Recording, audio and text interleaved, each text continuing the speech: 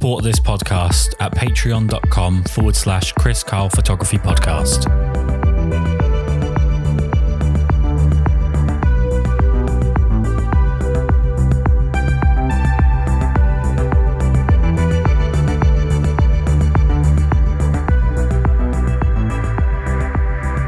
I've reserved number 91 specifically to talk to someone who's photographed in the NHL, and it couldn't actually be any better because when I played hockey, I picked the number 91 because of my favorite player that was playing at that point, which was Sergei Fedorov. And you happen to be the photographer for the Detroit Red Wings, who obviously Fedorov had a pretty esteemed career with. I guess the place that I would love to start is just how it was that you began photographing the Detroit Red Wings.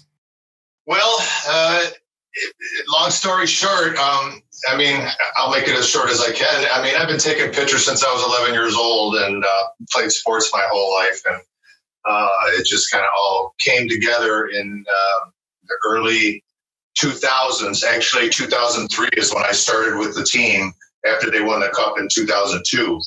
So Sergei still played with the team, a year or so, when I was playing there. Actually, I shot for a local publication called Michigan Hockey, late 90s, early 2000s. And so I was able to photograph Sergei, your favorite player, and did get to meet him a few times. But 2003 was when I was officially hired by the team. Actually, I was put on a 6-game tryout in November of 2003. And I guess it worked out. I'm still doing the job. So, yeah, kind of a dream come true for sure. Like I said, I've been taking pictures since I was 11 years old, kind of just as a hobby, shooting film, obviously, back in the day. Got married, had kids, took pictures of the kids, kind of nothing more than that. It was just a fun thing to do, hobby, stress reliever, whatever you want to call it. And then when things went digital in the early 2000s, I bought my first digital camera, which was the Canon D30. And my life changed. You could try things, do different things. All the years I had, learned the craft, and I buy a roll of film, take some pictures, try this, try that, get the film back, and realize, that didn't work. Throw that out. So you kind of waste a lot of money trying different things. So, like I said, my life changed when I bought my first digital camera, which I still have to this day. It was a 3 megapixel Canon. D30 was the brand and model number, I should say. So, and I've got all my cameras. Every camera I've ever used, I still own them. Well, let's talk about your first game then. You obviously said you had this trial run. What was the first game like for you to experience that and to learn in such a practical way? When I say it was my first game, my first experience was with the local publication here in Michigan called Michigan Hockey Magazine, which you can look them up on the website. They're just they cover a lot of high school, a lot of youth hockey, college, stuff like that. And they do cover the Red Wings too, but their main focus is on youth sports and stuff like that. But they always have a representative down at the Red Wing games for most of the games. So I was able to, through them, get to shoot some Red Wing games and get over my anxiety of shooting pro sports and all that stuff through those guys. So when I was officially hired by the team, I guess I wasn't so overwhelmed and awestruck because I had already been in there shooting. So, but still, it was exciting. Obviously, getting the opportunity to prove myself to the team that I was worthy of the opportunity. And I worked really hard and took a lot of pride in what I did. And I guess it paid off because they liked what I did and they kept me on, and I'm still employed with them to this day. And like game to game, what's the expectations from the organization of you? Do you get like a brief of things that you're supposed to cover over the course of the game? Or at this point, do you just have free reign? Well, I have free reign, obviously. And knowing the organizations and the do's and don'ts is very important, because you cross that line or step over that wall or step through that wall, you got to be careful, So, but they do give me a shot list. I'll get shot lists from the NHL, and it's kind of a redundant request. Players' first games, first goals, any hits. It's all basic stuff that we do anyway, but we still kind of get that list from the NHL every game. So I get that from them, and then from the team.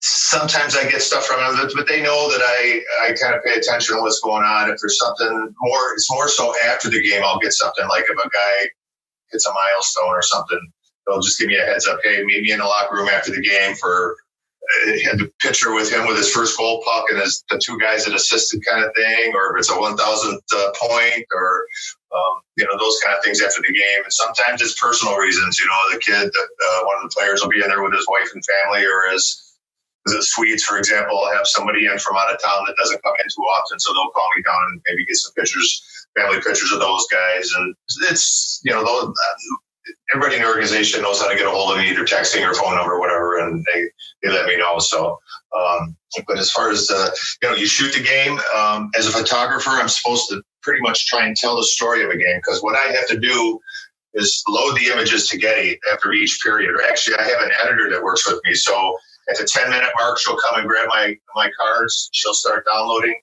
She'll start uploading them to Getty Images, which is the team has access to the images, and then Getty Images puts them out there for the world. Like people, your side of town, want to grab the images for your paper, publications, websites, whatever you need. They're up there before the period's over. So we do that at the 10-minute mark. She'll scoop up cards from me. She'll do it again at the end of the period. Same thing. Second period, she'll come at about the 10-minute mark, and so on and so on and so on. But during that time, if there's like a goal, she'll come grab my card at 10-minute mark. If they score a goal at the 11-minute mark, and she can get to me, she'll come and grab my card and get that goal up like within 3-4 minutes of the goal being scored. She'll have it up on the website. Amazing. And I do apologize if I ask questions that make me sound incredibly ignorant to the process of it, but I'm a big photography fan. I'm a big ice hockey fan. It's just I don't really know how the process of all this works. In terms of like access, what's your access like in the arena during a game? Well, obviously before all the Corona-19 stuff, I got pretty much access to everything. I have to be badged and have my pass on me, but everybody knows me down there. I've been doing it, like I say, since 2003. I'm coming up on 19 years. So I've been around long enough. Everybody knows me, so I pretty much have access. But I still just don't assume that I can just walk around the locker room, and I still run it by the team PR guy. If I want to go in the locker room, if they got like a military night, for example, they'll have custom made jerseys, and the locker room shot, I'll kind of walk around inside the locker room, getting a wide view with a fisheye kind of thing of the locker room, the whole ambiance of the locker room with the different jerseys. And then I'll get some close up jerseys, shots of the jerseys. And then the goalies always have, custom painted helmets for those specific nights, and like cancer awareness night. And they've usually got like a half a dozen different theme nights they have during the season. So, there's still protocol that I need to pay attention to, that I just don't assume that I can just, walk around carte blanche.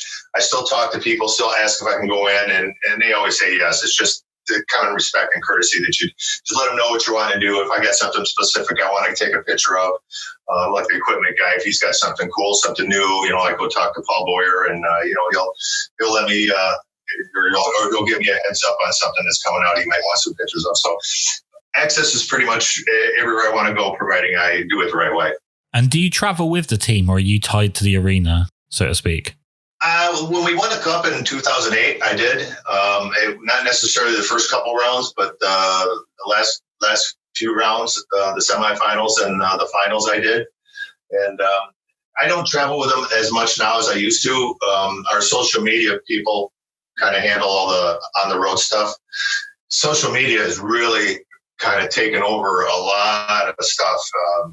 I don't want to say they've taken work from me. It's just we're all a team, and we all share responsibilities, and I'm fine with that. The traveling can be overrated, I guess, to a point, especially if you have a family. Because they 82 games out of the year, they're traveling 41 of them. So there's a lot of travel these guys do, and they go those long West Road trips, long Northern Canada trips.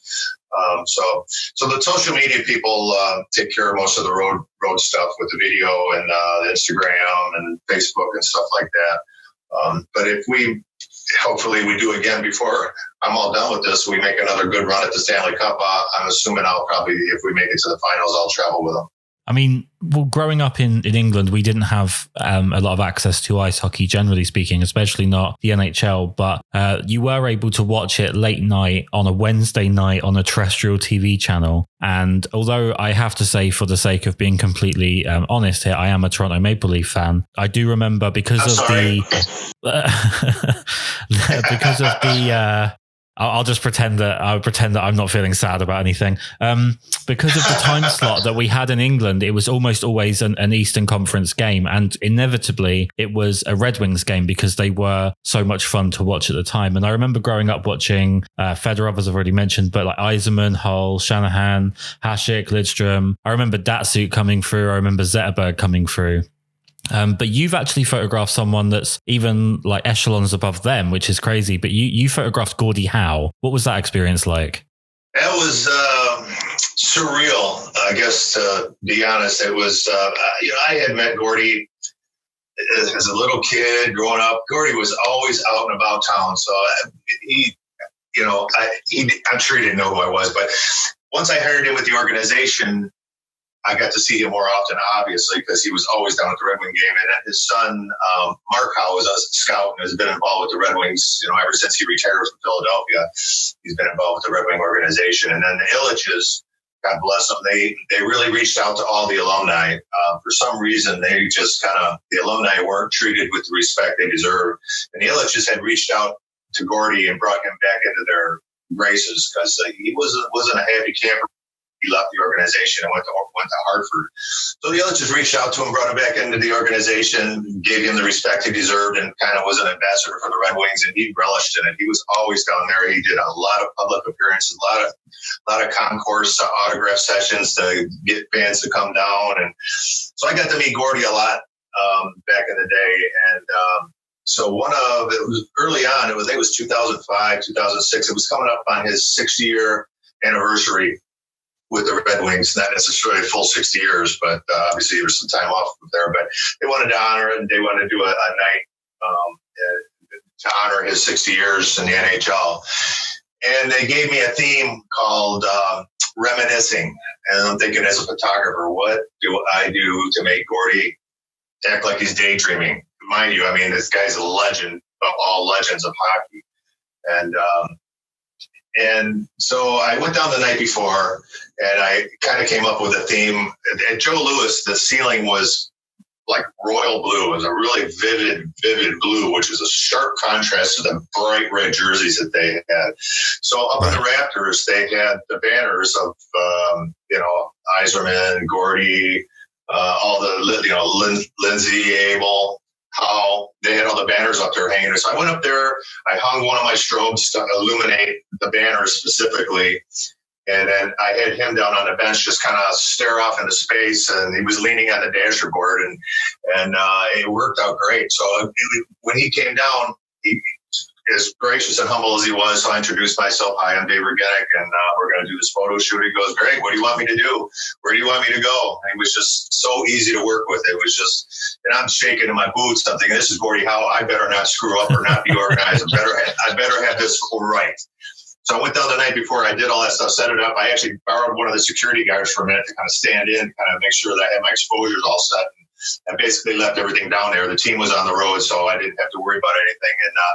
And they, on non-game days, the arena is really dimly lit. So it worked out really well. I've got it on my Instagram if anybody cares to go take a look at it, at D.Reginek on Instagram, but cheap plug there. But anyway, so we did the photo shoot. I got the shot done in about, 12, 16 shots. I knew I got the shot. With digital, you can look at the back of your camera right away, and I know I nailed it. And so I'm thinking, this is great. And he's like, that it? I said, yeah, I think we're all good. So they had the Joe Louis scoreboard hanging down about chest high. They were doing some maintenance inside it, changing bulbs, whatever they were doing. He goes, let's go to center ice and take a picture by the scoreboard. Because on the bottom corner, there was a big Red Wing logo on there. It's like, oh, okay. So he hops on the ice and starts slip sliding across the ice over to this thing. And I'm freaking out. I'm thinking, if he slips and falls, I'm going to be done. They're going to walk me out of the building. So I walked with him across the ice really close, because if he fell, I was diving underneath him. I wasn't going to let him get hurt. But he slid across the ice. We did a few more pitchers, and we were done. But it was great because after that, he remembered me. I would be down doing whatever I'm doing down there, and he would kind of come in, and he was great for sneaking up on people. He would sneak up, and all of a sudden I'm getting an elbow in the side of my head. And it's like, what? What? It's Gordy giving me the old Gordy elbow in the side of his head. That was, and when he took pictures with people, that was kind of his signature. He'd always put his elbow up in people's faces because that's kind of what he was known for when he played. It was that invisible elbow that he would take people out with, never get called on. So yeah, it was one of my memorable photo shoots of any of the Red Wings I've ever done was with him for sure, because he was such a legend. And on a side note, the family asked me to, the organization and the family asked me to document his funeral. That was hard. Oh yeah, I can imagine. Yeah, it was real hard, especially since I knew him. That was, as a photographer, I think that was the hardest thing I've ever had to do. Right. So I went up to Mark Howe and I told him how uncomfortable I was with it. And he says, you've always been respectful to the family. He says, we trust you. And I did it. It was hard, but I did it. I mean, it's an incredible thing that you did. And what an incredible person to be able to say that he knew you and that you knew him and you have that experience together. Yeah, it's priceless. 100%, completely. Let's move on to some more memorable things before we go back to me being a complete novice with understanding how you do what you do. In terms of games that you've documented, I've seen that you've documented the outdoor games, which is on my bucket list, is actually to come over to America and see an outdoor game live. But what are the most memorable games that you photographed? Well, obviously the Stanley Cup, that's got a rate right up there. Just because it was, they were gracious enough, the organization, to give me a Stanley Cup ring too. And it's got 70 something diamonds on it. Got my name on it. I mean, it's just amazing. White gold. Wow.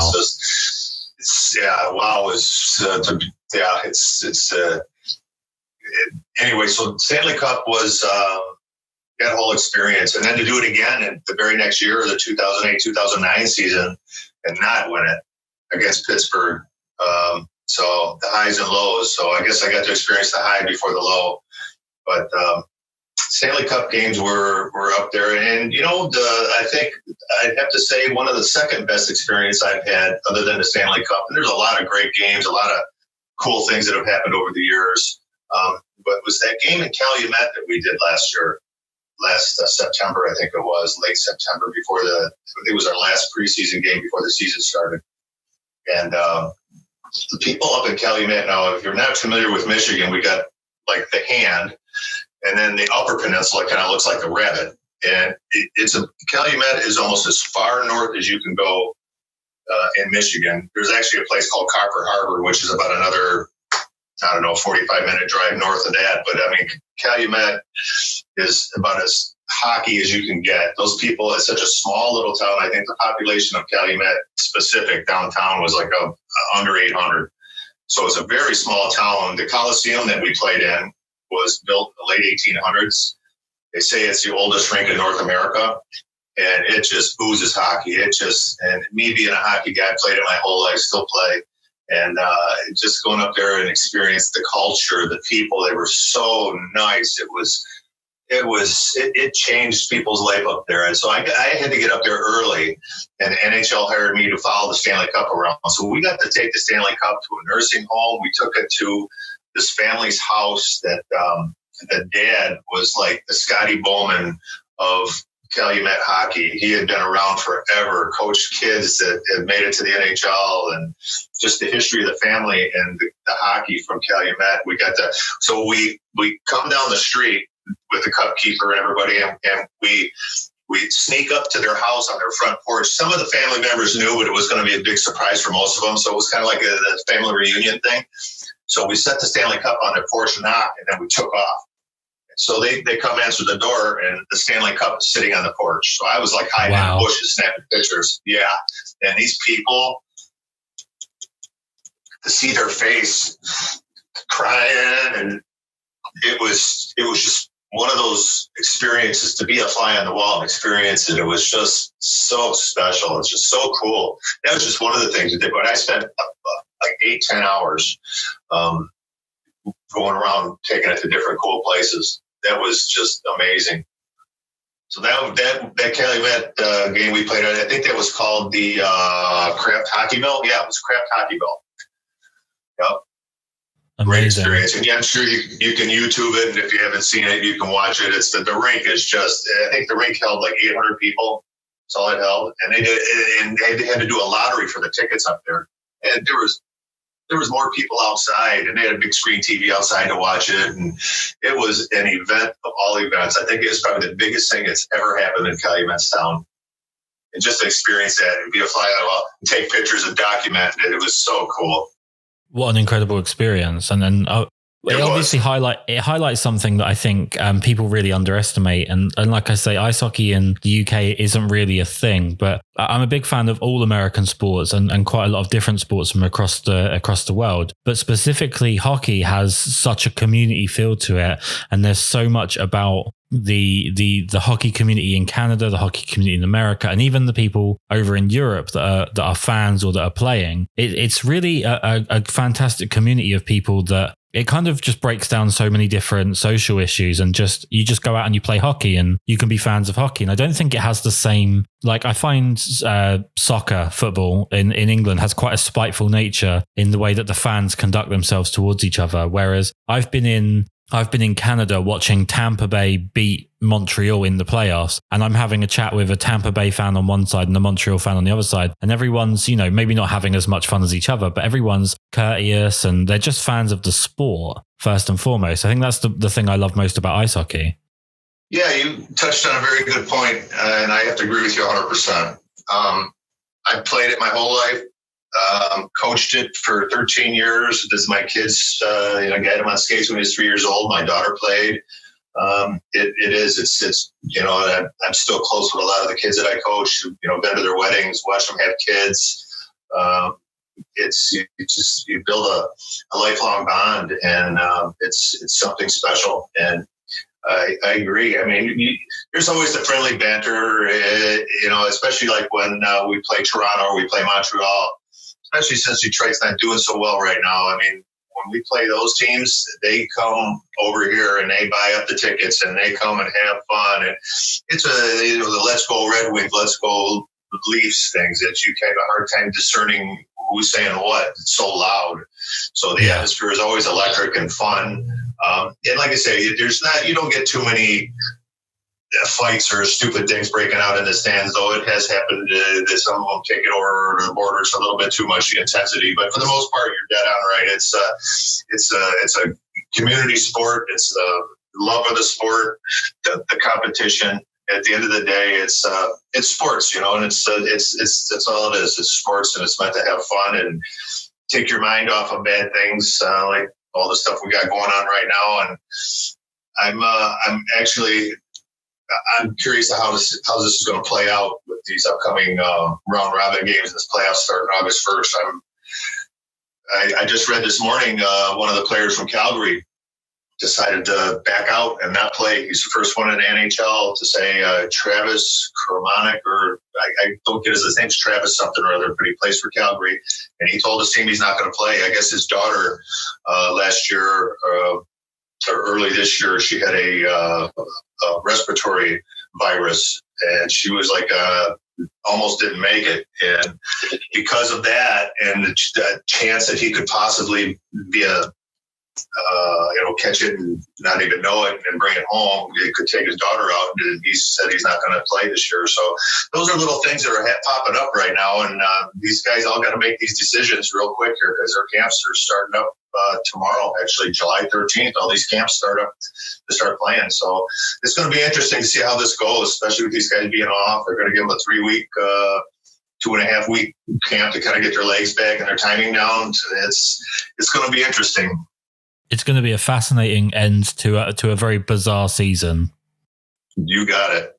Let's talk about your gear. Normally, I don't like to talk about photographic gear on the podcast because, for the most part, it devolves into people sort of defending brands. But I actually don't know what you would bring with you to photograph an NHL game. I'm assuming you've already mentioned the fisheye lens, but what other gear are you carrying with you on the day?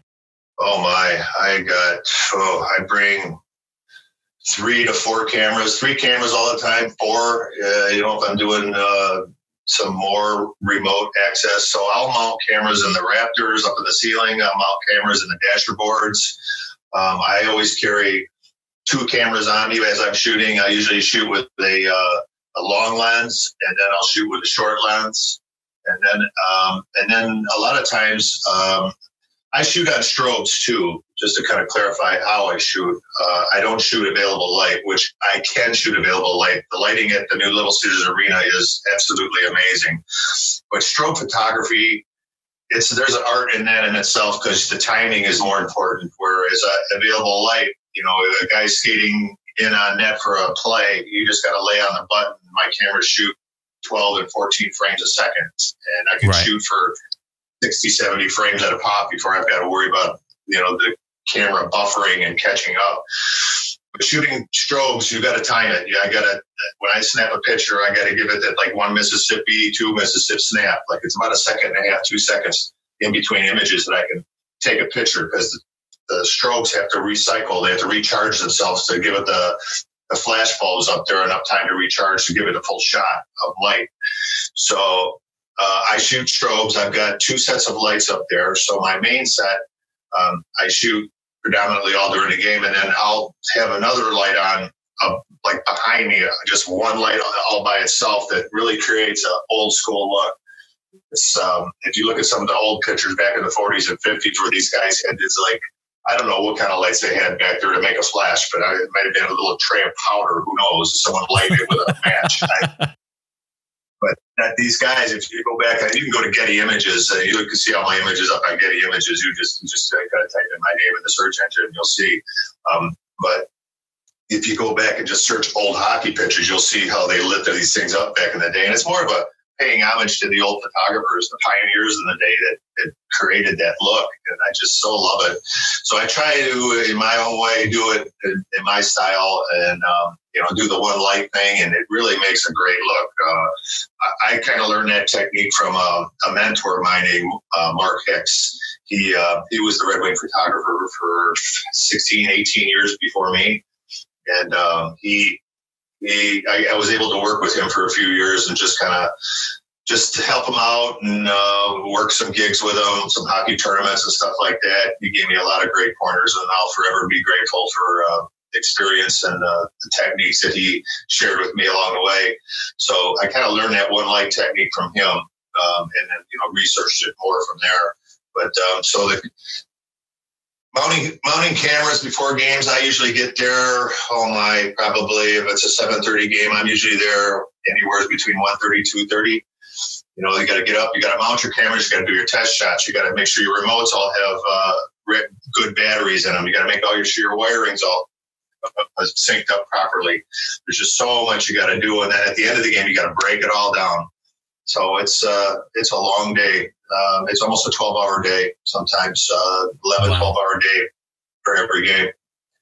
But when you get the images, like the dashboard images, are where we've got a piece of glass mounted just above the ice surface, just above the yellow piece of plastic around the base of the ice. It's like a 6-8 inch piece of yellow that goes around the bottom. And I've got a piece of glass mounted in the boards there. I think the bottom of my glass is about 10 inches, I think it is. So you put a wide angle lens on there, and you're taking pictures of their ankles looking up. And you obviously use a wide lens to get that kind of stuff. And when you get those pictures, it's just spectacular. It's just, you walk away just pumping your arm going, yes, it was so worth it. But so many times, even like when I'll do a net cam, I'll mount a camera in the net. And that's such a crapshoot. With any remote camera, it's a crapshoot because it's all a timing thing. I'm shooting in my position, and I'll try and mount my cameras down at the other end of the ice, my net cam, my dasher cam, any other cameras that I want to hit the button on. I try and do it at the opposite end just because I'm shooting with my handhelds at my end. When the action goes all the way down at the other end of the ice, it's kind of hard to shoot with a handheld all the way down the ice. You can if you got the right lens. So I try to use my remotes at the other end of the ice and just watch the play. If there's play in front of my dasher cam, I'll hit the button. There's a play going into the net. If I got my net cam, I'll hit the button. And it's basically just a plunger button at my end hooked to a transmitter, which sends a signal all the way down the ice to a receiver, which in turn triggers my cameras. And sometimes I'll have multiple cameras going on the same button. So you'll get the same look from 2 or 3 different angles. So there's a whole lot of thought and prep and setup to make these images work. But and believe me, I'm not the pioneer of this stuff. I've just learned from other great guys. You know, Bruce Bennett been shot, I don't know, 5,000-6,000 games already. He's probably he is a legend in sports photography for sure. He's the main guy for Getty Images, and he does remote stuff all the time, and he's very creative and mouse cameras where you'd never think a camera could be mounted. He finds a way to do it, and he did it back in the day with film cameras where the camera was exposed to the action. He would mount the camera in the middle of that vertical pipe in the back of the net, and you'd see a raw camera sitting in there. But NHL operations and injuries and stuff like that, they've set regulations up for mounting cameras. You have to get approval by them if you're going to mount cameras and stuff like that. And, so there's a whole process. You got to get the goalies to sign off on it. You got to get the team's general manager to sign off on it, which they always do. I've never had one say, no, you can't do it, or a quirky goalie say, no, I don't want a net cam in tonight. But it's just the protocol. You have to go through the NHL to get all that stuff done, and you have to have it turned in 48 hours before the game, and they have to approve it. You have to have a printed copy into the referee's room so they know it's an approved net cam installation. So there's a whole lot to it. People don't understand the amount of work it takes to make a good picture. They just think, oh, you just carry a camera down to the game and snap away and get lucky, you get lucky. You're talking about something that's pretty much bang on where I want to go with this. I've never photographed ice hockey, although I'm a big ice hockey fan. I could pretty much predict the run of play and to an extent understand how things are going to turn out in a very, very obtuse way. I wouldn't be able to have it as much finesse with it, obviously, as someone as seasoned as yourself, but photographing it on top of that would be an entirely different thing in terms of, like you mentioned, timing and things like that. How much does your understanding of hockey itself and your understanding of photography coincide to end up with you getting the shots that you want? Because it's not just a case of knowing your camera, is it? It's a case of really knowing the sport. Well, some of that's true, and some of it, I've been proven wrong from other photographers. One of the good friends of mine here in Detroit, Michigan, Dave Goralnik, who shoots for the Detroit News, who I do some freelance work for the Detroit News also. Great people there, great publication. Dave Goralnik is from San Francisco. Never knew much about hockey growing up. He moved to Detroit to get the photography job, and he ended up being the guy to cover the Detroit Red Wings. I don't think he can even stand up on skates, but he is an amazing photographer, an absolute amazing photographer. He's just a great photographer in general. I mean, he knows he could take a picture of a bug in water and find a unique way to really make it look cool. But he's just a good photographer. But he's taken some amazing hockey pictures. And another guy from the Detroit Free Press, Julian Gonzalez, who's since retired, another amazing, phenomenal, won many awards photographer. So I mean, I play the game. I think it helps me personally. And I kind of also try and study the players. If a player has a problem with another player, like Mark Hicks, for example, he shot the Lemieux McCarty fight picture, which is the iconic picture from Detroit and Colorado back in '96, I think it was. March of 97. It was March of 97. It was the 96-97 season, but it was March of 97 when he took that picture. And I could be wrong. Don't quote me on that. But anyway, as a photographer, you would love to catch one of those pictures. So it was an easy kind of picture to take. He was in the right spot at the right time, saw it coming, kind of knew what was going on, and he nailed that picture. And it's just, everybody's seen it. Darren McCarty's on top of Claude Lemieux as he's covering his face turtling on the ice with McCarty's arm cocked, ready to just drill him. And he did beat his butt that day. But understanding the players and the emotions and the rivalries, that there's going to be exciting moments during the game. You can kind of anticipate those and kind of plan for those kind of shots. So I think knowing the sport, knowing the team, knowing the players helps But any good photographer, whether you play the game or you don't play the game, I think if they do their homework, you're gonna set yourself up for the opportunity to get a good picture. Absolutely. You've also photographed the basketball, correct? Yes, I do freelance work for Getty Images. I shoot some basketball, some hockey, or some football, baseball. Yep, I get to cover all the sports here. In particular with basketball, having been to a few NBA games now, one thing that is obviously massively different between hockey and basketball is the frequency of scoring. And is it harder to predict a significant moment in basketball because there's so many points being scored? Well, it all kind of, like I said, it circles back to your preparation. If you study the game, study the players, know if there's a player coming up on a milestone, that's really important. And I'll tell you a really good story about not being prepared and not doing my homework and getting my most iconic shot.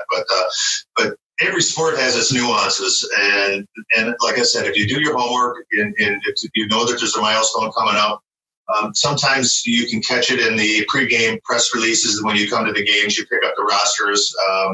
You read the pregame notes that are put out by the teams, both teams, and you can pick up some stuff from that. But shooting each sport, the timing thing again, and you do have a lot of good opportunities in basketball to get good shots, because you know that they're driving to the net. There's going to be a lot of jumping, a lot of banging, a lot of fighting for the basketball, a lot of sweat flying. And the other thing, shooting basketball, is you got to worry about getting taken out, because you're shooting right there at the baseline. And these guys, when they're going full tilt, they can't stop on a dime. And they'll either jump over you, step on you, kick you, get a knee in the face. I've been lucky. I've had a couple close calls, but I haven't been taken out. Though I know a lot of photographers that have been completely blasted. Like the famous video of Dennis Rodman where he slid down and ended up kicking the cameraman that was next to him when he was at the Bulls. Yeah, it's a pretty scary environment, I've got to think. It is, and you have to sign off on all that stuff. If you get whacked, it's part of the job. I've been stitched up, knocked out from shooting hockey, a number of times. I had a stick come through my photo hole and hit me right in the side of my temple and knocked me out cold. And I thought it was a puck till I got home and saw the replay on TV. And man, it was a stick had come through. So it was Frolic from Chicago when he played for Chicago, and Fapula when he was with Detroit the first go. So I got, two original six teams, and I got both these guys battling for position coming straight at me. I'm thinking, bam. So I nailed a good frame of, Chicago, Detroit. The logos are iconic. They're amazing jersey colors coming at me. So right after I snapped a picture, Fapula lifted up his stick, and Frolic's stick comes perfectly through that photo hole and just hit me in the side of the head. Knocked my camera out of my hand, broke my $300 transmitter off the top of my camera, which triggers my flashes. Camera hits the floor. I get knocked off my stool. People all around are just like, what just happened? They were still scared I really got hurt. Security comes running down. They wanted to take me away and get checked out. And, I had to sign a waiver right there. No, I'm good. I've been hit harder than this when I played hockey. I said, I'm good. I still get my marbles together here. So, yeah, it can be dangerous at times for sure. So you have to kind of keep your head on the swivel, especially like when I shoot between the benches. When you shoot between the benches at Joe Louis, you're right there. I've been hit with pucks there and sticks and had to get stitched up. And so you have to not only watch the game, you got to watch behind the play and line changes. Sometimes guys will make line changes and their stick will fly into my spot. So it can be dangerous at times, but you have to be ready for that stuff.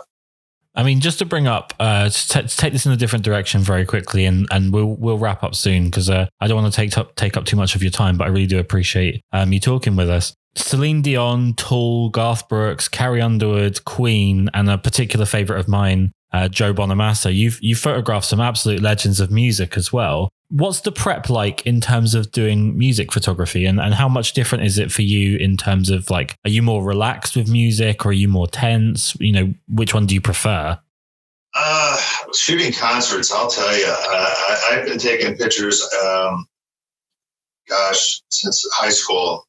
That was probably one of my driving forces for photography as I got older was shooting rock concerts. Because back in the 70s, when I graduated high school in 77, and me and my buddies, two other buddies of mine, Bob and Ken, we used to always go to concerts. And back in the day, you could take cameras in and they didn't bust your chops like they do now. Now, shooting concerts, you get 1 or 2 songs, sometimes 3.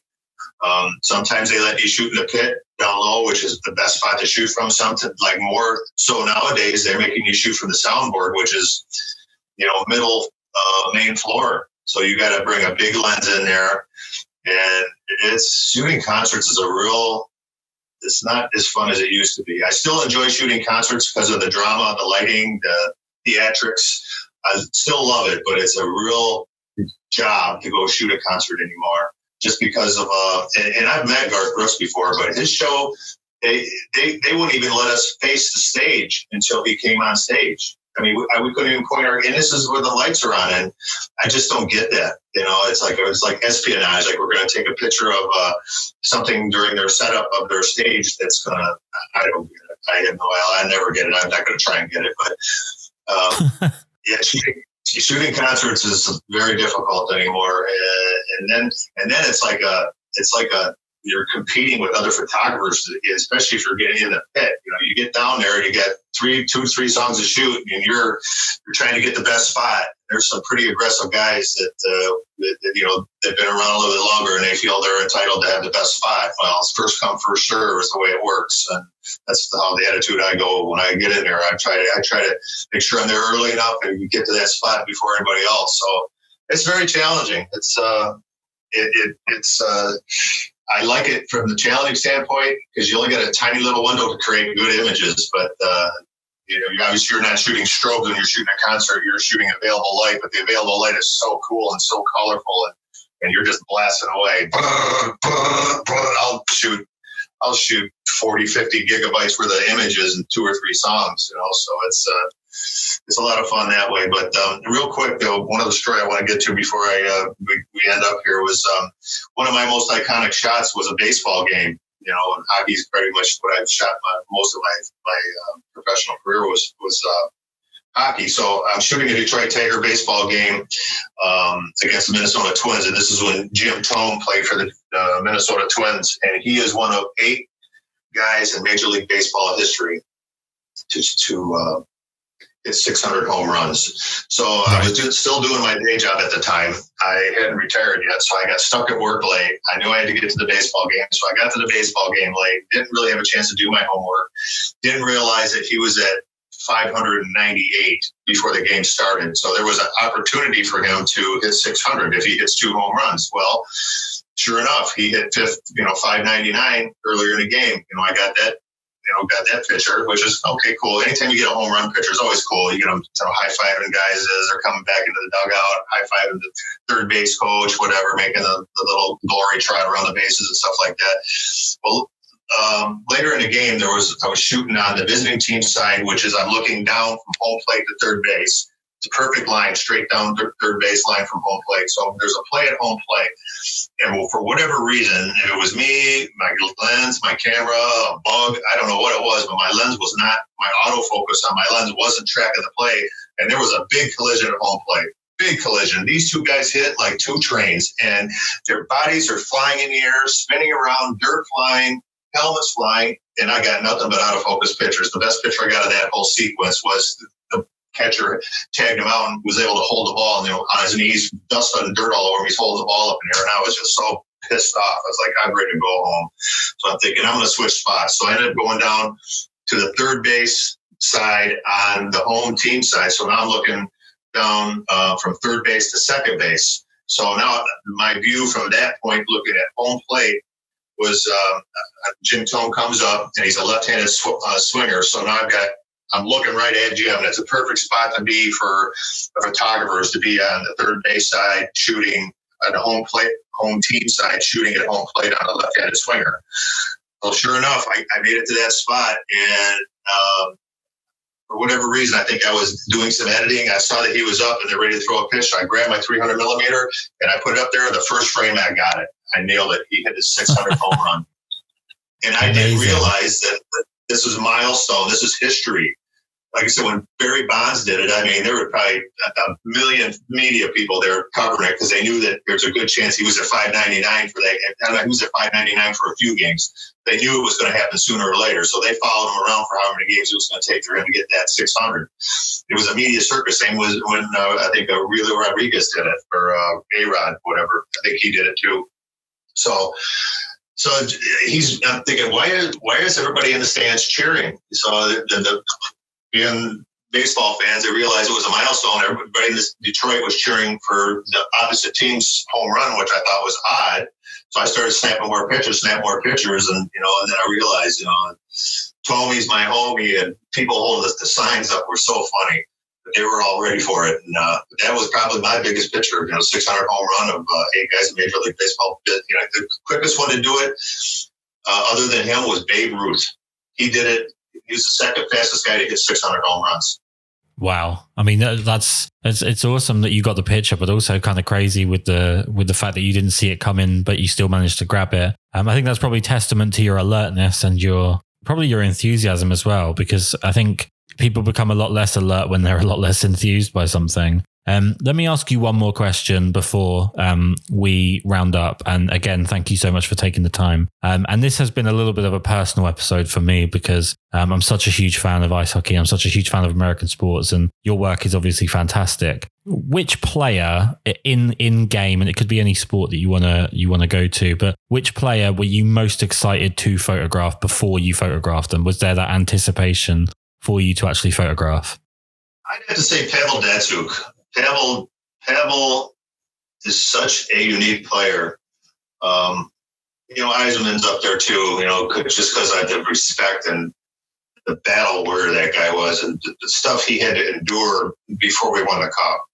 But as far as an action player and unpredictable and the things that guy could do, oh my God. I think Pavel Datsyuk is head and shoulders probably the most unique player to ever strap on a pair of skates. The stuff that he has done and the highlight reels that he has done over the years, and to see the chemistry like with him and Henrik Zetterberg that they had together. Yeah, when those two guys were on the ice, they were clairvoyant. They had eyes in the back of their heads. Those guys would put pucks where they were going to end up, not where they're at. I mean, they just knew each other so well. It was so exciting, and I'm so honored to have got to experience pretty much both of their careers from start to finish. They were rookies when I started with the team, and now they're both. Pavel, I think, still playing in Russia. Yeah, I remember watching. I watched live when Red Wings played Nashville Predators, and Datsyuk got leveled by Weber, and he got up, dusted himself off, skated round, did a little circuit, grabbed a puck, drew Weber into the corner, and then just flattened Weber with a counter check. And I thought it was such a, of all of the stuff that he does, because he is seriously magic as a player, had just the most amazing hands. But the fact that he had the wherewithal to get one back and give a receipt to Weber, I just thought was so cool. He's definitely, I agree with you, probably one of the most unique players to ever play in the NHL. Yeah, the Russians specifically, they don't come any tougher than those guys. I think it's just the way they're raised, their culture. I'm sure he wasn't raised in the best of the house, and wasn't raised by a wealthy family. And those Russians pay their dues, and their appreciation and their pride, not being soft players. You won't see a Russian that's a big fighter, but boy, you won't find him any tougher. If Pavel ever laid on the ice, you knew he was hurt. That guy, he would skate off the ice after being just smoked. I mean, like you said, that play, I don't know exactly which play you're talking about. He got leveled, but he got up, shook it off, stayed in the play, and he was great. Dino Cicerella used to do that same kind of thing. Dino would kind of coy you into a corner, and then just when the player coming to check him thought that he had him lined up, Dino would give him a shoulder before the guy had a chance to dip his shoulder into him and level him. And Pavel did that to perfection. Pavel would catch guys. He would lull them to think that he didn't see them coming, and then just drop them. Just knock their gloves right off their hands. It's been amazing to talk to you. I can't tell you how much I appreciate you taking the time to do this. You did it a little bit earlier, but I want to give you a proper opportunity now to tell everyone where they can go to see your fantastic work. Well, I appreciate it. It's been great talking to you too, Kris. I look forward to listening to more of your podcasts. I'm not a big social media guy. I do a little bit with my family and a lot of it for sports, just as a lot of people like to follow the stuff. And I've been doing something here recently, which I kind of have laid off here probably the last month. I've been, got family things going with my mom and my son. We bought a new house, so I'm kind of a handyman, so I've been doing a lot of that. But during this coronavirus thing, I've been posting pictures on my Instagram at Reginek, Reginek, and then my Facebook, Dave Reginek. But my Instagram, I've been posting pictures. I was doing it like every day, just posting a picture, telling a story about it. And obviously, you saw the one on Gordy, and and it's not so much the picture, it's the story behind the picture that I've kind of been telling people about, which kind of makes the picture a little more interesting when you know what goes on behind the picture. So I've got some pretty good stuff there. I think it's interesting stuff anyways. I'm going to get back at it here. I've got a lot more stuff to post. Again, thank you so much for taking the time to do this. I really can't tell you how much I appreciate it. And thank you for being number 91 on my podcast list. It really does mean a lot. Right on, Kris. I really appreciate you having me on, man. It's an honor.